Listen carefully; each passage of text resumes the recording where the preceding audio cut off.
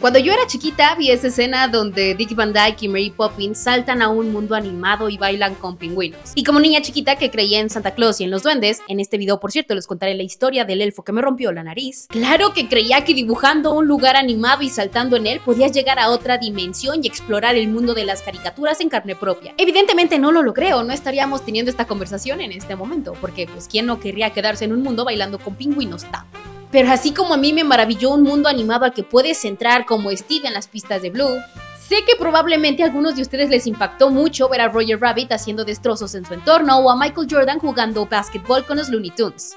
Y para los verdaderos conocedores, ver a Mickey decirle a James Levine que pasara al siguiente gran espectáculo en Fantasía 2000. Porque hay algo muy bonito en ver estos universos aparentemente ajenos chocar y unir elementos reales con elementos fantásticos. Y sentir que todos los héroes de tu infancia pueden salir a hacer destrozos en la ciudad.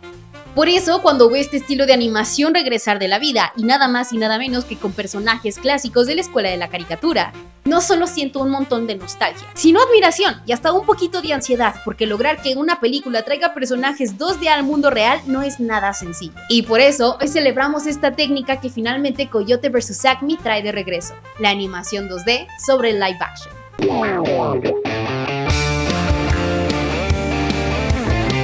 ¿Qué tal, cinéfilos de Fuera de Foco? Mi nombre es Fer Ramírez y te doy la bienvenida a este bonito espacio donde más allá de hablar de cine nos dedicamos a analizarlo desde otro enfoque. Y el enfoque de hoy viene escrito a mano y trazado sobre papel cebolla, porque hablamos de uno de mis formatos favoritos del cine, ese que mezcla la animación tradicional con la fotografía y que al menos por un rato te hacen creer que si un piano te cae encima te vas a reír mucho tiempo y no te vas a morir. Estamos a nada de que después de una gran batalla por fin vaya a estrenar en cines la película de Coyote vs. Acme.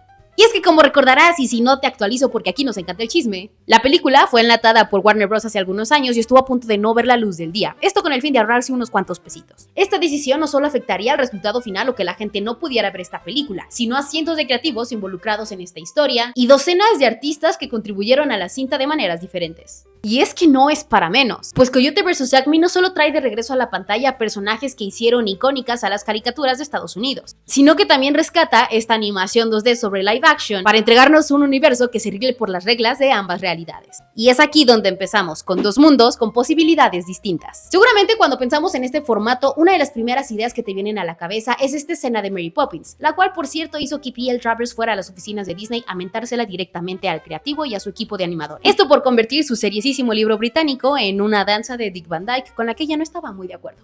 No obstante, el unir a estos dos mundos no nació en esta película ni mucho menos. Pues incluso desde el momento en el que cine estaba en pañales y apenas dando sus primeras palabras, y donde se exploraba la posibilidad de contar historias ya fuera con sonido o sin él, la creatividad humana ya se las estaba ideando para juntar a la ficción con la realidad. No está atado por completo este precursor, pero por ejemplo, el cine de Georges Méliès es muy bien conocido por haber utilizado efectos especiales sobre una fotografía en blanco y negro, agregando detalles de animaciones y colores a mano, además de su propia versión primitiva de stop motion para hacerte creer que las cosas podían desaparecer en la pantalla y que la luna podría recibir el impacto de un cohete. Y precisamente este es un buen espacio para decir que una de las virtudes que más me gustan de la animación es esta capacidad de crear cosas y universos fantásticos que no existen, que vienen directamente de tu cabeza y que a veces lograr en live action no es tan viable como hacerlo a través de un trazo.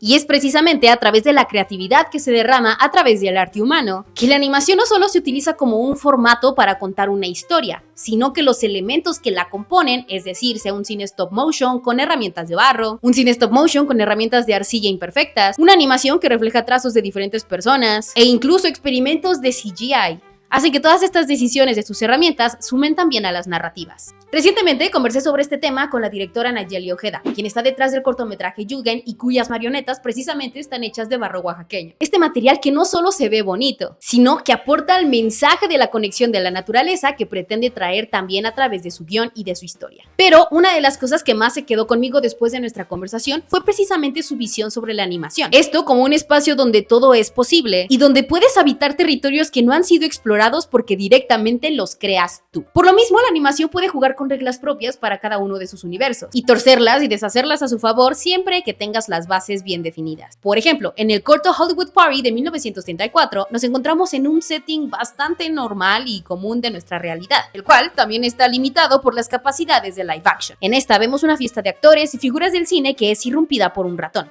El ratón en cuestión es Mickey Mouse. quien no solo aparece animado, sino quien también juega con una de las propiedades más divertidas de la animación, el poder deformar a sus personajes para efectos cómicos. Si bien este cortometraje no tiene color todavía, este proyecto es uno de los precursores definitivos para lo que veremos más adelante en el cine. Pues aunque los animadores se hayan ido por la fácil, entre comillas, de dibujar a este personaje sobre un espacio en blanco, comenzó a empujar la pregunta de qué tan posible es jugar con estos elementos en el mundo real, y qué tanto pueden influir estos en el espacio. Como te mencionaba antes, la animación posee cualidades únicas, además del poder deformar a sus personajes, como por ejemplo, hacer uso de trucos e ilusiones en favor de la comedia. En las caricaturas del Correcaminos, por ejemplo, el gag constante es el fracaso del coyote por atrapar a su enemigo. Esto cuando las herramientas Acme juegan en su contra. Es decir, que en vez de que el túnel que pintó como trampa se convierte en un túnel de verdad. O cuando en otras caricaturas, como en Scooby-Doo, ves a los personajes correr sobre el aire cuando se quedan sin piso. Aprovechando que hablamos de Scooby-Doo, es un buen momento para contarles mi historia del elfo. Es momento del efecto dramático. Bueno, el chiste de que yo sí creo en los elfos es porque cuando estaba chiquita hice que los elfos de mi prima, que eran 2 juguetes, se casaran entre ellos y me burlé de ellos. Entonces en la noche me fui a dormir en la habitación de mi prima, pues porque me estaba quedando en su casa.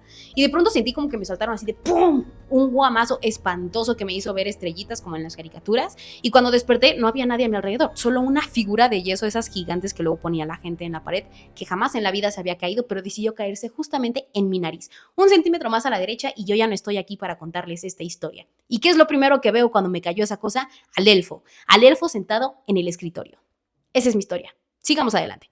Así que bueno, en estos universos tú puedes ver a un personaje ser golpeado 100 veces por un ladrillo, y como yo, que su única consecuencia sea ver estrellas. Y esto es lo que el director Dave Green tiene que decir al respecto. Presentado por Marca Acme. I'm really happy to be here today because I just want to say I am so glad that this movie is gonna see the light of day despite Acme's attempt to keep it classified. So first and foremost, congratulations on defeating the evil system. Well, second of all, I'd like to start with you, Dave, because I'm very interested in the process to extract these classically animated characters to bring them into real life, but also these other traits of 2D animation, like, the tunnel and the VFX done with the explosions and that kind of thing. So how was that achieved? Thank you for your observations. Those are very cool. Like the tunnel and the way an explosion looks in the film are classical pieces of iconography from the cartoons that we wanted to get as close to bringing to reality as we could. The movie was achieved by process of storyboarding the movie with a team of artists and animators. We kind of did a really intensive, year-long sketch-viz and previs process where we were drawing cartoon characters on top of previs for the shot plan, because the previs kind of informed what the camera would do. And then from there, we brought on a puppeteer named Dave Barclay, who is a legend in the puppeteering world. He puppeteered Jabba the Hutt, and he worked on the Dark Crystal and tons of other Henson stuff. He's a legend, and he built a life-size Wile E. Coyote puppet. And what that meant was Will and Lana and John, our whole cast, were able to interact with a real-life Wile E. Coyote. The first couple takes of blocking and walking through a scene, which was like a magical process because they had real scene partners in the room with them. Todos estos chistes traídos a la realidad a veces funcionan y a veces no. Hay películas como las de Charles Chaplin que precisamente hacen la combinación de distancia y tiempo para que un accidente se vea cómico y no preocupe a la audiencia. Pero hay algo en la animación que precisamente te deja ver estas acciones desde un plano más cercano, y que de intentar traducir estos elementos a la vida real quizá no podrían tener el mismo efecto cómico. Esto es porque sabemos que nuestro mundo no funciona así, y los efectos de una caricatura terminan volviéndose una novedad cuando los traemos a una dimensión como la nuestra. Es casi como cuando vas a otro país y te das cuenta de que el agua del baño gira hacia el otro lado. Pero bueno, el chiste de combinar estos espacios va más allá que traer personajes en 2D y personajes de live action y hacer que se golpeen mutuamente frente a la cámara. Pues hay un montón de elementos por empatar para lograr que el absurdo de una caricatura y la sobriedad del mundo real encuentren un punto en común donde intercambien reglas sin dejar de ser creíbles. Y esto nos lleva a la caricatura domina el espacio, pero la luz nos domina a todos. ¿Cómo se lograron escenas como esta o esta otra? Para Mary Poppins se grabó aparte en un escenario el baile de Dick Van Dyke, la cual sería añadida al background dibujado y que posteriormente se complementaría con animación en acetato de los pingüinos a su alrededor. De manera similar, en You Oughta Be Pictures, donde se visita los estudios de Hanna-Barbera, la fotografía se filma por un lado y tras tener la posición definida, se agrega el personaje animado. Esto cortando pedazos de estos para que entren por la puerta o salgan del cuadro. En Los Tres Caballeros de Disney igual se editó sobre escenarios pintados y personajes animados que no dejaban de existir en su propio mundo, lo cual, si bien entonces funcionaba, quizá hoy no nos convencería tanto. También hay una película infame por ahí que se llama La Canción del Sur y que no vamos a poner material porque pues era bastante racista, pero donde también se traían a personajes animados a un escenario live action. Hago un espacio aquí también para hacer una mención honorífica de Anchors Away, donde Gene Kelly baila con Jerry. Porque, a diferencia de las otras que ya mencionamos, aquí no se trata nada más de traer a los personajes, sino darles profundidad y dejarlos interactuar con todo el espacio en el que se encuentran presentes. Esto trayendo a Jerry frente a la cámara y detrás del personaje como si realmente pudiera navegar en el lugar.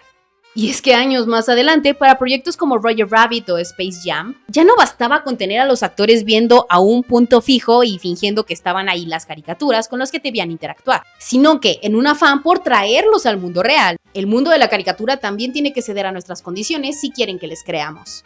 ¿Quién engañó a Roger Rabbit? Es un logro magnífico de su generación por dos razones. La primera, porque los personajes ya no están funcionando en un plano separado de sus actores, sino que se mueven detrás de ellos, tiran cosas a su alrededor, se tocan entre sí y conviven como si estuvieran ambos en el mismo lugar. Y la otra razón, porque a pesar de ser animación tradicional, los personajes responden a la luz de la fotografía real, a efectos especiales y movimientos de cámara. Es decir, ya todo está en movimiento y todo está dentro de un mismo espacio al lograr el cuadro final. Por eso, para Roger Rabbit ya no bastaba simplemente con dibujar a los personajes, sino que con el fin de obtener movimientos más reales de los actores, se trabajaba con actores mecánicos para llevar a cabo las acciones de los personajes, obtener las reacciones de los actores a su alrededor y posteriormente complementar estas escenas con animación. Por ejemplo, habían máquinas para tirar los platos que Roger Rabbit golpeaba, se movían props de refris reales, se tiraban cajas y lo más importante, se establecían movimientos y juegos de luz que le darían dolor de cabeza a los animadores semanas después. Y es que estamos hablando de una película que no nada más es live action, sino que también homenajea a una escuela de cine conocida por sus juegos de luz y sombra, el cine noir. Por lo mismo, los personajes tienen que responder a estas fluctuaciones, sin las cuales no solo no creerías que los personajes están dentro del mismo espacio, sino que harían que la historia cojearía a nivel narrativo. Para Space Jam, el efecto es, digamos, un poco a la inversa. Porque si ya entendemos cómo funcionan las fuentes de luz en live action, ahora toca entender cómo son dentro de un mundo animado y cómo funciona un personaje de carne y hueso dentro de un universo de caricatura. Claro que hay muchísimos factores más que influyen en la credibilidad de estos espacios. Como ya dijimos, sí, el entender las reglas de ambos lugares y estirar hasta donde el absurdo lo permita, la dimensión y profundidad de un escenario en vivo versus un espacio dibujado y la luz en ambos contextos. Pero entonces, si esto parece más o menos viable, ¿por qué las producciones de 2D sobre live action son tan contadas? Vamos a La escuela que casi se pierde o que mutó. Antes de entrar al siguiente capítulo de este video, me gustaría mucho saber en los comentarios qué cosas en la historia de la animación en general sobre live action te han impresionado. Sí, pueden ser películas que tienen un 2D sobre live action, como las que hemos mencionado o que has visto en este video, pero también algunas que han cambiado a través de los efectos especiales, por ejemplo, o algunas películas que mezclan stop motion y personajes en carne y hueso. Si tienes alguna en particular que te haya sorprendido al momento de verla, es tu momento de ser libre e ir a comentar y decirnos: esta película cambió mi vida y cambió la manera en la que veo cine. Continuamos. Porque este es mi momento de que me tachen de exagerada por decir que sin la animación 2D sobre live action y películas como Roger Rabbit o You Oughta Be in Movies, el cine no sería nada, pero nada de como lo es hoy. Nada. Y ustedes podrían decir: ¡órale, Fer! No uses hipérboles de cosas que no sabes. ¿Cómo vas a decir que la animación 2D es una de las cosas más importantes del mundo? ¡No seas ridícula! Y otras cosas que he leído en comentarios, que sí, leo en voz de Scrappy Doo. Pero les juro que esta vez no estoy exagerando. De hecho, quiero ser muy puntual al respecto. La animación en general es un sinónimo de imaginación y las infinitas posibilidades para crear desde cero cosas que no están ahí. Es la capacidad de convertir un lienzo en blanco en una historia que te hace reír, llorar o creer que existen mundos que todavía no hemos conquistado. Y por lo mismo, para mí no es que la técnica del 2D sobre live action desapareciera, sino que mutó y se dividió en varias escuelas distintas. El arte hecho a mano y el cine live action han coqueteado mutuamente por casi un siglo. Desde tiempos donde el cine era mudo, donde los trucos como detener el tiempo te convencían de que los objetos podían aparecer y desaparecer, y donde grandes cineastas empezaron a apostar más y más por la fantasía, el terror y todas estas vías fuera del plano realista para contar historias de impacto. La animación hizo grandes cosas posibles por el live action. Por ejemplo, la creación de monstruos animados en stop motion te hacían creer que sí, había un gorila gigante llamado King Kong intentando atrapar a un humano explorador. O por ejemplo, un stop motion todavía más grande que te hace desear poder explorar el mundo de Tim Burton como en Beetlejuice. Si bien una técnica distinta, estos efectos no dejan de ser animación, y las cuales también contribuyen a esta idea de que las cosas pueden hacerse realidad si las creas con tus propias manos. Otra de las cosas en las que siento que la animación 2D sobre live action mutó a través del cine es en la aplicación de pinturas mate. Para aquellos que no están familiarizados con este término, una pintura mate es el dibujar un escenario encima de un cristal para darte la ilusión de que los personajes en pantalla se están dirigiendo hacia lugares que realmente no están ahí. Esto era particularmente popular en el cine de los 60s y 70s, y como tal era el trabajo del artista jugar con la perspectiva y con la luz para convencerte de que un espacio animado y que se encuentra frente a la cámara directamente formaba parte del plano completo. La tercera escuela no va tan alejada de la primera. Así como la misma animación 2D siguió evolucionando y pasó del celuloide a las cámaras multiplano y al juego de paralajes hasta eventualmente convertirse en CGI, los efectos especiales en 3D de hoy en día son precisamente animación, la cual integra elementos inexistentes y creados por artistas para traerlos a un espacio más o menos real. Pero no solo esto, sino que a través del 3D también se ha coqueteado con la idea de traer personajes que existen en otras dimensiones e integrarlos al mundo real, tales como Scooby-Doo, Sonic, Pikachu y un montón de personajes más. Todo esto fue precedido por una escuela de 2D, e incluso siento que tú creerías que hay algunas películas que actualmente están utilizando animación 2D sobre live action, pero que en realidad son 3D, con una aplicación ilusoria de un 2D encima de sus personajes. No tengo idea de qué dije ahí, pero sígueme el juego. Porque, por ejemplo, en la más reciente película de Chip y Dale, aunque uno de sus personajes es visiblemente en 3D, el otro se quedó estancado en una dimensión 2D. Sin embargo, ambos personajes fueron hechos en 3D, solo que uno de ellos tiene una aplicación diferente de efectos. Y sí, hasta este punto seguimos hablando de personajes de caricatura que vienen al mundo real, pero la animación también nos ha abierto las puertas para crear personajes y efectos especiales mucho más realistas y que te convenzan de que sí, hay monstruos como esos rondando por aquí.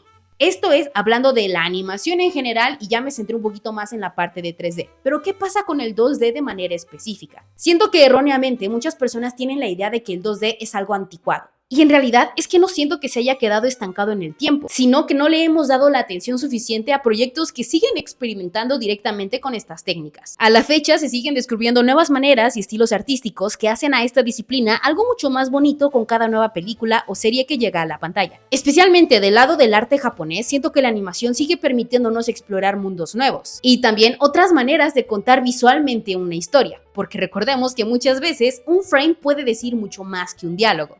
Y esto lo hacen empujando cada vez más con herramientas clásicas como el lápiz y el papel y la pintura. Pero vámonos con ejemplos puntuales para que no digan que estoy cantinfleando mucho.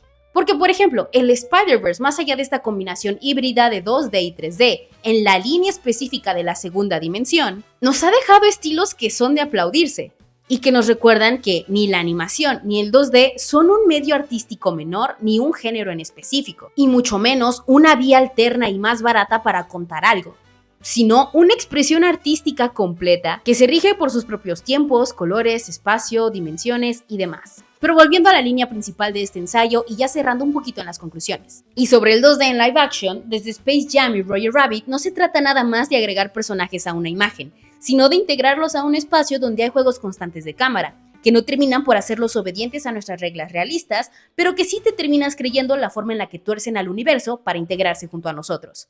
Coyote vs. Acme es, de hecho, la aplicación de todos estos aprendizajes, de entender que el mundo animado posee capacidades propias, que en el mundo real funcionan de una manera muy distinta y a la vez muy divertida. También que la luz y los elementos naturales de nuestra tierra afectan a estos personajes, y que también puedes entender a los personajes a través de expresiones y no exclusivamente con diálogo. Y otra de las cosas que quizá es una de mis favoritas es lo que hemos aprendido del dinamismo de la animación. No solo a través de los juegos de cámara, de los movimientos entre actores y la caricaturización de nuestra realidad, y donde además se puede encontrar un espacio para celebrar al arte, a la realidad y todo lo que se encuentra entre estos dos puntos.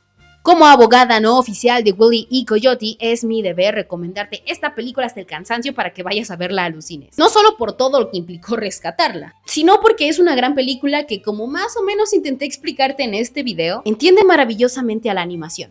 Y quién sabe, tal vez a partir de lo que suceda con esta película, más estudios comiencen a confiar de nuevo en la animación tradicional y que así den luz verde a nuevos proyectos que quizá en algún momento lleguen a la pantalla grande. Cinéfilos, si llegaste hasta aquí, te agradezco mucho el haberme acompañado a descubrir qué es lo que hay detrás de la animación 2D sobre live action y cómo es que todo este mundo ha mutado de maneras diferentes y que quizá en algún momento no sospechabas que había sido así. Te recuerdo que más o menos cada 2 semanas estaré subiendo videos sobre animación aquí en Fuera de Foco, así que si tienes algún título en particular o algún tema relacionado con este universo, me encantaría conocerlo en los comentarios para ver qué podemos desarrollar a partir de ello. Sí, vamos a hablar muchísimo más de anime también, de animación 3D, 2D, de los estilos nuevos de animación, de los estilos viejos de animación y de todo lo necesario para poder salvar esta compañía. Te recuerdo también que mi nombre es Fer Ramírez y si quieres más historias sobre elfos que rompen narices o verme a mí romper narices en el box, encuentras mis redes como @hernameisfer, Twitter, Instagram, Letterboxd, Substack y TikTok. Ahí me tienes subiendo contenido más o menos con cierta frecuencia, donde hago más análisis de animación, de cine y donde también ves algunas de las entrevistas que realizamos aquí en Fuera de Foco. Al mismo tiempo, te recuerdo que las redes de Fuera de Foco son @Fuera de Foco Latam en Instagram y que todos los días, absolutamente todos, estamos subiendo noticias y contenido especialmente curado para cinéfilos como tú. No olvides que a finales de esta semana ya podrás ver Coyote vs. Acme en los cines y también de otros títulos que mencionamos por aquí. Te recomiendo estar muy al tanto de proyectos como Yugen y otras historias animadas mexicanas a las que también estaremos dando enfoque más adelante. Yo soy Fer Ramírez y nos vemos a la próxima.